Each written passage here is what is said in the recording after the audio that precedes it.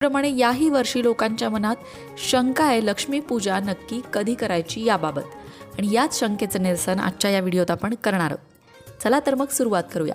दिवाळीच्या दिवशी माता लक्ष्मीची पूजा केली जाते, ती आपल्यासाठी, आपल्या कुटुंबासाठी सुख समृद्धी ऐश्वर्य आपल्या कुटुंबाला मिळावं यासाठी।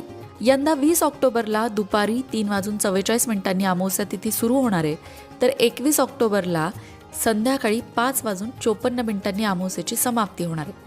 आता सोमवारी 20 ऑक्टोबरला अमावस्या सुरू होतीये, त्यामुळेच लक्ष्मीपूजन नक्की कधी करायचं आहे हा गोंधळ झालाय। 20 ऑक्टोबरला प्रदोष काळात अमावस्या सुरू होते, त्यामुळे ही तिथी प्रदोष व्याप्त असून दुसऱ्या दिवशी 3 प्रहरापेक्षा अधिक काळ अमावस्या असणार आहे।